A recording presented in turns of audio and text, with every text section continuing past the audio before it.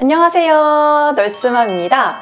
저번 영상에 이어서 이번 영상에서도 간직 시리즈 보건교사편 저자님을 모시고 인터뷰를 해볼 건데요. 이번 영상에서는 보건교사의 근무 형태, 그리고 장점, 복지는 어떤 게 있는지 이야기를 나눠보도록 하겠습니다. 안녕하세요, 저자님. 안녕하세요. 오늘 영상도 도움이 됐으면 좋겠어요.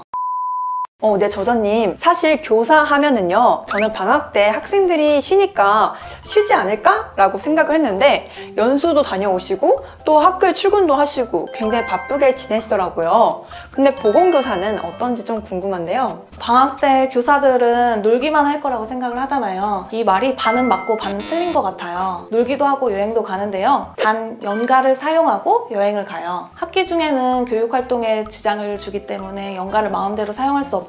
그렇기 때문에 방학을 이용해서 연가를 사용하고 여행도 가고 리프레시하는 시간을 갖기도 합니다. 아무래도 방학 때는 시간적 여유가 있다 보니까 학기 중에 듣지 못했던 연수를 듣기도 하고요. 특히 역량 강화 연수, 일정 연수, 보수교육은 대부분 방학에 실시하기 때문에 방학을 활용해서 연수를 들어야 돼요. 그리고 학생들이 학교에 없지만 업무는 방학 중에도 계속 있거든요. 저는 어제 저녁에도 집에서 공문을 확인하고 왔어요. 보건소에서 캠페인 신청을 하는 공문도 있었고 코로나 관련된 공문도 있었고 방학 중에는 보통 집에서 업무를 확인하고 처리하는데요. 급히 처리해야 할 업무가 있을 때는 학교에 출근해서 업무를 보기도 합니다. 담당 업무 말고도 당직 교사로서 학교에 출근하기도 하고요. 계약하기 일주일 전부터는 계약 준비를 위해 출근을 해요. 저는 실제로 다음 주에 계약인데 내일부터 출근해서 계약 준비를 하려고 합니다.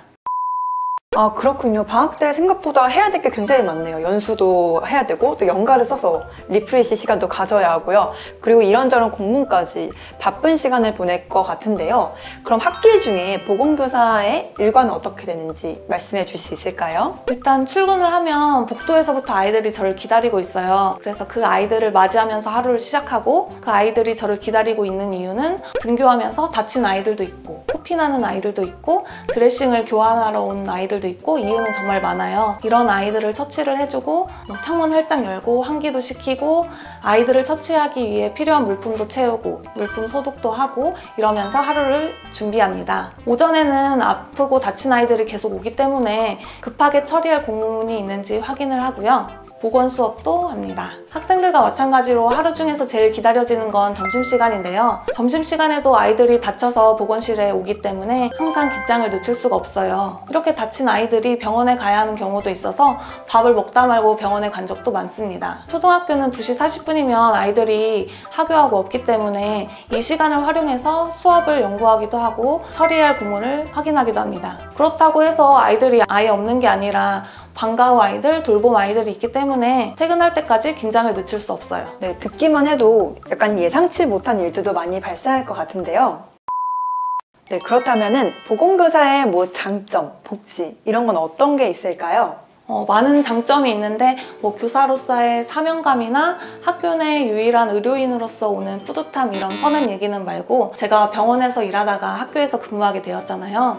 그래서 느끼는 실제적인 장점 몇 가지를 얘기해보자면 가장 큰 장점은 아무래도 워라밸이 아닐까 싶어요. 저 같은 경우에는 8시 40분에 출근해서 4시 40분에 퇴근해요. 업무가 밀려있거나 너무 바쁜 게 아니라면 4시 40분에 칼퇴를 할 수 있어요. 그런데 병원에 있었을 때는 내가 일을 다 끝냈다고 하더라도 다른 선생님들이 일을 마치지 못했으면 도와주기도 하고 빨리 집에 가기는 약간 눈치도 보이고 그랬잖아요. 그런데 학교에서는 내가 일을 다 하면 아무런 눈치도 보지 않고 빨리 퇴근할 수 있습니다. 퇴근을 해도 5시가 안 된 이른 시간이라서 자기 개발에 시간을 쓸 수도 있고 취미 활동을 할 수도 있고 아이가 있는 선생님 같은 경우에는 육아나 가정의 시간을 더 사용할 수도 있는 거죠. 빠른 퇴근과 별개로 모성보호 시간이나 육아 시간을 통해서 2시간 일찍 퇴근해서 가정에 더 신경 쓸 수도 있고요. 병원에서 근무할 땐 아프다고 쉴 수가 없잖아요. 다른 사람들한테 피해를 주니까. 그런데 학교에서는 조퇴나 병조퇴를 사용해서 아플 땐 쉴 수 있다는 점, 이것도 큰 장점이라고 생각해요. 그리고 보건실에서 혼자 일하는 게 큰 장점인데요. 학교에서 교실만한 큰 공간을 혼자 사용하는 건 교장 선생님 말고 저밖에 없거든요. 아픈 아이들이 오고 보건실에 안정이 필요한 아이들이 머무르는 시간도 있지만 보건실이라는 공간에서 남의 눈치나 신경을 쓰지 않고 업무를 볼 수 있다는 게 가장 큰 장점이라고 생각해요. 혼자 중얼중얼 말하면서 일하기도 하고 기분 좋을 땐 흥얼거리기도 하고요. 서럽고 슬픈 일이 있을 땐 보는 사람이 없으니까 숨어서 울기도 좋고요. 또 학기가 끝나면 선생님들은 짐을 다 싸서 이사하는 것도 보통 일이 아니거든요. 그런데 보건교사 같은 경우에는 한번 보건실에서 근무하면 5년 동안 같은 공간에서 일을 하니까 이런 이사의 스트레스도 없고 처음 나에게 보건실을 꾸며놓으면 5년 동안 이사할 걱정 없이 나만의 보건실에서 근무할 수 있는 거죠. 이런 거 말고도 아픈 환자들이 아닌 건강한 아이들, 밝은 아이들과 일할 수 있다는 장점도 있고요. 장점이 너무 많아서 또 다른 장점은 책에서 확인하면 좋을 것 같아요. 네, 듣기만 해도 제가 다 부러워지는 장점들인데요. 저자님께서 간직 시리즈 보건교사 편을 작성을 해주셨는데 너무너무 글이 좋더라고요. 근데 그 글을 통해서 친구들에게 어떤 이야기를 전하고 싶었는지 그런 부분에 대해서 이야기를 해주실 수 있을까요? 지금까지 말한 것처럼 보건교사의 장점이 너무 많지만 사실 현실은 그렇게 호락호락하지 않다는 걸 말해주고 싶었어요. 저는 교생 실습을 하면서도 보건교사가 이렇게 많은 일을 하나 몰랐거든요. 발령 받고 나서 학교에서 일을 하면서 학교에서 보건교사가 처치만 하고 수업만 하는 게 아니라 다른 행정적인 일, 처리해야 할 일이 많구나 알게 되었어요. 학교에서 혼자 있기 때문에 서러운 일도 더 많고 무작정 보건교사에 대한 환상으로 편하고 쉽지 않을까? 이런 생각은 하지 않았으면 좋겠어요. 저는 보건교사를 시작할 때 보건교사에 대해 잘 알지 못하고 시작했는데 보건교사에 대해 잘 알지 못하고 시작하면서 겪은 저의 고민, 어려움을 보고 미리 생각할 기회가 되었으면 좋겠습니다. 처음엔 많이 힘들기도 했고 보건교사를 괜히 했나 후회되는 순간도 있었지만 지금 나의 직업을 사랑하기까지 저의 성장 과정을 보고 보건교사라는 직업이 참 매력적인 직업이구나 생각하는 계기가 되었으면 좋겠어요. 네, 맞아요. 보건교사 하면은 장점도 있겠지만 어떤 직업이든 단점도 있기 마련이잖아요.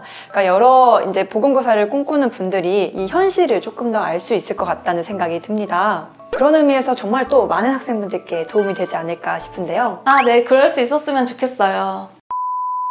네, 저자님, 보건교사를 꿈꾸는 친구들에게 마지막 한마디 부탁드려도 될까요? 꿈을 꾼 순간부터 그 꿈은 내 거거든요. 꿈을 이루기 위해 노력하면 언젠가 이루어지니까 포기하지만 않으면 모두 할 수 있으니까 포기하지 말라고 그 꿈 이룰 수 있다고 말해주고 싶었어요. 간호사라는 직업에 대해 생각하지도 못했던 제가 간호사로 병원에서 근무하고 보건교사라는 다른 직업을 준비했던 과정을 보면서 보건교사를 꿈꾸고 진로에 대해 고민하는 많은 분들에게 도움이 되면 좋겠어요. 네, 마지막 말씀까지 너무 멋진 것 같은데요. 네, 오늘 간직 시리즈 보건교사 편 저자님을 만나서 이야기를 나눠보았는데요. 네, 보건교사 편 많은 사랑해주시고요. 정말 유익하고 글 너무 좋거든요. 꼭 도움이 되셨으면 좋겠습니다. 그러면은 이번 영상도 이렇게 줄일게요. 안녕!